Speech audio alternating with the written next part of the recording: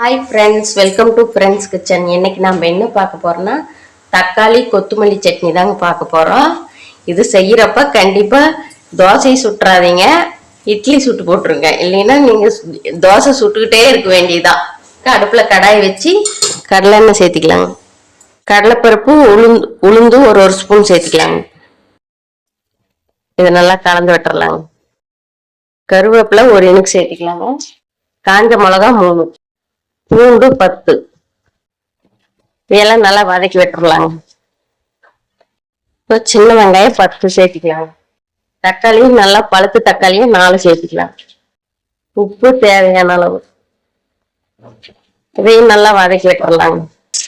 பாருங்க, தக்காளி வெங்காயம் எல்லாம் இந்த அளவுக்கு நல்லா வதங்கி வந்துடணும். இப்போ தேங்காய் 3 ஸ்பூன் சேர்த்திக்கலாங்க. கொத்தமல்லி தழை ஒரு கட்டு சேர்த்திக்கலாங்க. பெருங்காயத்தூள் கொஞ்சமா சேர்த்துக்கலாம். இதையும் நல்லா கலந்து விட்டுறலாங்க.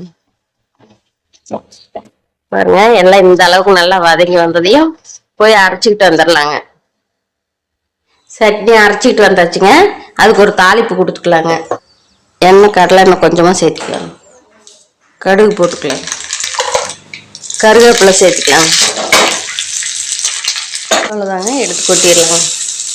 அவ்வளோதாங்க, சட்னி ரெடி ஆயிடுச்சு. இது தோசை, இட்லி, பணியாரம் எல்லாத்துக்குமே சூப்பராக இருக்குங்க. இந்த சட்னி சூடாக இட்லி சுட்டு சட்னி ஊற்றி தொட்டு சாப்பிட்டா சூப்பராக இருக்குங்க. இந்த வீடியோ உங்களுக்கு பிடிச்சிருந்தா லைக் பண்ணுங்கள், ஷேர் பண்ணுங்கள், சப்ஸ்கிரைப் பண்ணுங்கள். இட்லி பாருங்க, நல்லா பஞ்சாட்டு வந்திருக்குது.